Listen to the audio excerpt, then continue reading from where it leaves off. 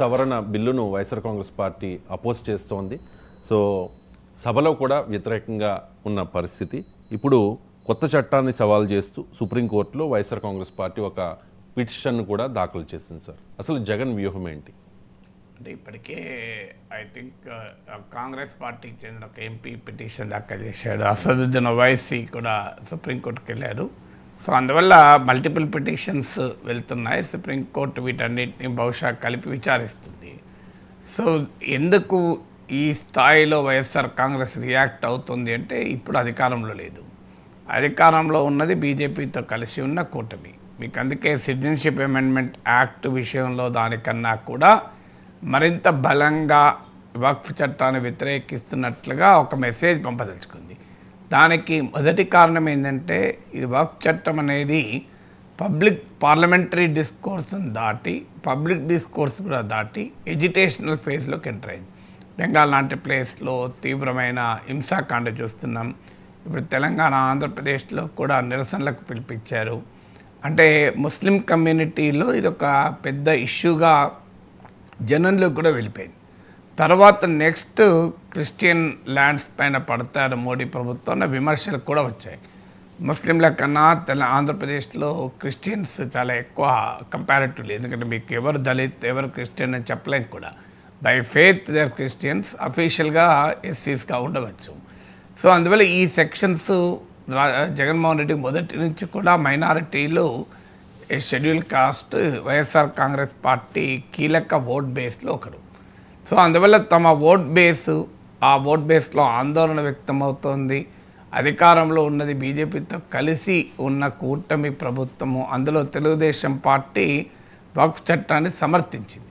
వక్ఫ్ చట్టాన్ని టీడీపీ సమర్థించడం ముస్లిం సంఘాల నుంచి, ముస్లిం నేతల నుంచి కూడా తీవ్రమైన వ్యతిరేకత వ్యక్తమైంది. నెక్స్ట్ క్రిస్టియన్ ప్రాపర్టీ మీద పడతాడు అనే ఇండికేషన్ వస్తుంది. ఎందుకంటే ఆర్గనైజర్లో ఒక ఆర్టికల్ రాసి తాత్కాలికంగా దాన్ని ఉపసంహరించుకున్నారు. ఎందుకంటే కేరళలో క్యాథలిక్ చర్చ్ బీజేపీకి మద్దతు ఇస్తుంది. కేరళలో నెక్స్ట్ ఇయర్ ఎలక్షన్స్ ఉన్నాయి. అందువల్ల ఈ కేరళ ఎలక్షన్ల వరకు ఆగవచ్చు. కేరళ ఎలక్షన్ల తర్వాత ఖచ్చితంగా క్రిస్టియన్ ప్రాపర్టీస్ పైన పడే అవకాశం ఉంటుంది. అప్పుడు తెలుగుదేశం పార్టీ మరింత ఎంబరాసింగ్ పొజిషన్లోకి నెట్టివేయబడవచ్చు.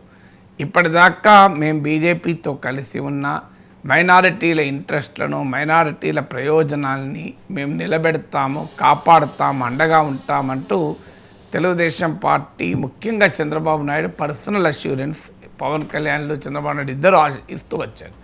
మొదట్లో కొంత డీమార్కెట్ కూడా చేసుకున్నారు. ఇప్పుడు మీకు కూటమి అధికారంలోకి వచ్చిన మొదట్లోనే ఎన్డీటీవీ లొకేషన్లో ప్రశ్న అడిగారు. బీజేపీ ముస్లింలోని వెనుకబడిన వర్గాలకు ఐ థింక్ అది ఎన్నికలకు ముందో తర్వాత గుర్తులేదు కానీ ఆ సందర్భంలో అడిగారు, మీకు ముస్లింలకులోని వెనుకబడిన వర్గాలకు రిజర్వేషన్లను బీజేపీ వ్యతిరేకిస్తోందని. బీజేపీ దాన్ని బహిరంగంగానే ఆంధ్రప్రదేశ్ బీజేపీ కూడా ట్వీట్ చేసింది. ఇది సంతుష్టీకరణ రాజకీయము, అపీజ్మెంట్ పాలిటిక్స్, మేము దాన్ని వ్యతిరేకిస్తామని.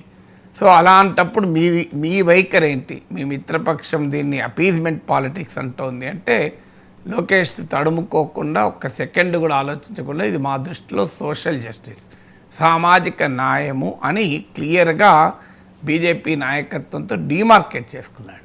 కానీ ఆ డీమార్కేషన్ కాస్త ఇప్పుడు పోయింది. ఏకంగా వక్ఫ్ చట్టాన్ని బహిరంగంగానే తెలుగుదేశం పార్టీ సమర్థించింది. దేశవ్యాప్తంగా కూడా టీడీపీ జేడీయూలపైన ఫోకస్ ఉంది. చంద్రబాబు నాయుడు, నితీష్ కుమార్లపైనే ప్రధానంగా ఫోకస్. ఎందుకంటే ఇద్దరు కూడా సెక్యులర్ అలైస్. బీజేపీతో కొన్ని పరిస్థితుల్లో కొన్ని అవసరాల రీత్యా పొత్తు పెట్టుకున్నా మరి ఎందుకు డీమార్కెట్ చేసుకోలేదు? భారతీయ జనతా పార్టీ పొత్తులో ఉన్న తనకు నచ్చని అంశం ఉన్నప్పుడు డీమార్కెట్ చేసుకుంది. అత్యంత కీలకమైన సూపర్ 6తోనే బీజేపీ డీమార్కెట్ చేసుకుంది. టీడీపీ మేనిఫెస్టోతోనే బీజేపీ డీమార్కెట్ చేసుకుంది. అది బీజేపీ ప్రత్యేకత, గొప్పతనం. బీజేపీ చిన్న పార్టీ అయినా తెలుగుదేశం పార్టీ వల్ల కొన్ని ఎంపీలు, ఎమ్మెల్యేలు గెలుచుకునే పరిస్థితిలో ఉన్నా, ఆంధ్రప్రదేశ్లో ఆ పార్టీకి పెద్ద ప్రజెన్స్ లేకపోయినా ప్రిన్సిపల్స్కి వచ్చినప్పుడు కాంప్రమైజ్ కాలేదు బీజేపీ. ఫర్ ఎగ్జాంపుల్ మీకు మేనిఫెస్టోనే ఒక ఎగ్జాంపుల్. తెలుగుదేశం పార్టీ, జనసేన మేనిఫెస్టోను బీజేపీ అంగీకరించలే, ఎండార్సీలే. మనందరికీ తెలుసు, ఆ ఫోటో మనం చాలాసార్లు చూసాం, చూపెట్టాం కూడా. చంద్రబాబు నాయుడు పవన్ కళ్యాణ్ మేనిఫెస్టోని పట్టుకుంటే బీజేపీ అధికార ప్రతినిధి సిద్ధార్థనాథ్ సింగ్ దాన్ని ముట్టుకోవటానికి కూడా సిద్ధపడలేదు, దూరం నిలబడ్డాడు. సో అందువల్ల ఎట్టి పరిస్థితుల్లో బీజేపీ సూపర్ 6 ఎండార్స్ చేయలేదు. చంద్రబాబు నాయుడు నాయకత్వంలోని మేనిఫెస్టో టీడీపీ జనసేనల మేనిఫెస్టోగా మాత్రమే రంగంలో ఉంది. అందువల్ల డిమార్కెట్ చేసుకునేటప్పుడు చాలా స్పష్టంగా తమ ప్రిన్సిపల్డ్ వైఖరి డిమార్కెట్ చేసుకుంది. రెండో ఉదాహరణ, ముస్లింలలోని వెనుకబడిన వర్గాలకు రిజర్వేషన్లు ఇవ్వడాన్ని ముస్లింలకు రిజర్వేషన్లుగా అభివర్ణిస్తూ తెలుగుదేశం పార్టీ వైఖరికి భిన్నంగా బీజేపీ ఆంధ్రప్రదేశ్లో కూడా మేము ముస్లిం రిజర్వేషన్లు వ్యతిరేకిస్తామని సూటిగా చెప్పారు. మూడో ఉదాహరణ, గ్రాడ్యుయేట్ ఎలక్షన్లో ఉత్తరాంధ్ర టీచర్స్ కాన్స్టిట్యున్సీ వచ్చినప్పుడు బీజేపీ తీసుకున్న వైఖరి ఏంటంటే మనం ఎవరికీ మద్దతు ఇవ్వకూడదు, అది ఉపాధ్యాయ సంఘాల మధ్య గొలగా ఉంది, పిఆర్టీయు ఏపీటీఎఫ్లు కొట్లాడుకుంటున్నాయి, ఎవరు గెలిచినా మనకు అనుకూలమని చెప్పవచ్చు అంటే వినకుండా తెలుగుదేశం పార్టీ జనసేనలు ఏపీటీఎఫ్ అభ్యర్థికి మద్దతు ఇచ్చాయి. అప్పుడు బీజేపీ సంఘాలు ఓపెన్గానే పిఆర్టీ అభ్యర్థి శ్రీనివాసులు నాయుడుకు మద్దతు ఇవ్వడమే కాకుండా గెలిపించుకున్నాయి కూడా. మీకు రామ్మోహన్ నాయుడు బయట కూడా మనం ప్లే చేశాం, టీడీపీ జనసేనల అభ్యర్థి అని మాట్లాడాడు తప్ప ఎక్కడా కూటమి అభ్యర్థిని మాట్లాడలేదు. గెలిచిన తర్వాత అందరు కూటమి అని అన్నారు, కానీ దానికి శ్రీనివాసులు నాయుడే క్లారిటీ ఇచ్చాడు, నాకు టీడీపీ జనసేనల మద్దతు ఇవ్వలేదు అని. సో అందువల్ల ఇప్పుడు మీకు 3 ఉదాహరణలు చెప్పాను. ఏ అంశం పైనైనా క్లారిటీగా తెలుగుదేశం పార్టీ వైఖరిని తాము సమర్థించకపోతే బీజేపీ స్పష్టంగా డిమార్కెట్ చేసుకుంటుంది. కానీ పెద్ద పార్టీ ఉండి బీజేపీ మద్దతు లేకపోయినా అధికారంలో ఉండే అవకాశం ఉండి, అసలు బీజేపీ మద్దతు ఉన్నా లేకపోయినా తెలుగుదేశానికి మెటీరియల్ డిఫరెన్స్ ఏమి ఉండదు. కానీ టీడీపీ మాత్రం కారణం తెలియదు, కీలకమైన సందర్భాల్లో తన రాజకీయ ప్రయోజనాలకు దెబ్బ తగులుతున్నా కూడా బీజేపీ వైఖరిని సమర్థించడంలో చాలా ఉత్సాహాన్ని చూపుతుంది. అందుకు క్లాసిక్ ఎగ్జాంపుల్ వక్ఫ్ చట్టం. సో ఇది వైఎస్ఆర్ కాంగ్రెస్ పార్టీకి ఒక అవకాశంగా భావిస్తుంది. ఎందుకంటే మైనారిటీ సెక్షన్లలో కోల్పోయిన ఓటింగ్ను కూడా, ఎందుకంటే మొన్నటి ఎన్నికల్లో మనం ఫలితాలు చూస్తే మైనారిటీ ఈ కులము ఆ మతం అని సంబంధం లేకుండా, ఆ ప్రాంతము ఈ ప్రాంతం అని సంబంధం లేకుండా వైఎస్ఆర్ కాంగ్రెస్ అన్ని కులాలు, అన్ని మతాలు, అన్ని ప్రాంతాల ఓటర్లను కోల్పోయింది. తమ తేడాలు ఉండొచ్చు, కొన్ని చోట్ల ఎక్కువ కోల్పోవచ్చు, కొన్ని చోట్ల తక్కువ కోల్పోవచ్చు. మీకు రాయలసీమలో ఓడిపోయింది, ఉత్తరాంధ్రలో ఓడిపోయింది, దక్షిణాంధ్రలో ఓడిపోయింది.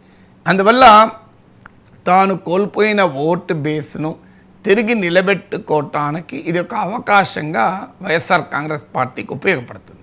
మీకు బీజేపీని వ్యతిరేకించే అంశాలలో కూడా ఏదైతే తన ఓటు బ్యాంకుతో లింక్ అయి ఉందో, మత ఎమోషనల్గా పనిచేస్తుంది అనుకున్న చోట చాలా ప్రొయాక్టివ్గా ఉంటుంది. అదే డీలిమిటేషన్ వ్యవహారం వచ్చింది.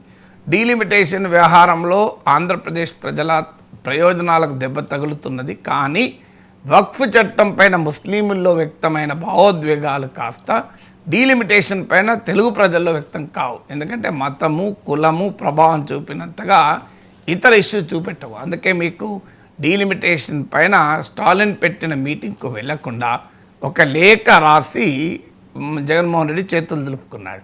సో ఎక్కడ బీజేపీ వ్యతిరేక పక్షాలతో తాను ఐడెంటిఫై కాదలుచుకోలేదు. అది మళ్ళీ మోడీకి ఎక్కడ కోపం వస్తుంది, ఎక్కడ సిబిఐ ఈడీ వస్తుందన్న భయం ఉంది. అందువల్ల మోడీ బీజేపీకి వ్యతిరేక పక్షాలతో తాను ఐడెంటిఫై కాదలుచుకోలేదు.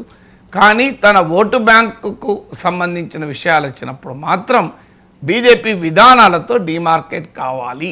అది ఏ రూపంలో డిమార్కెట్ కావాలన్నది ఇష్యూ టు ఇష్యూ ఉంటుంది. డీలిమిటేషన్ వచ్చినప్పుడు ఒక లేఖ రాసి ఊరుకున్నాడు.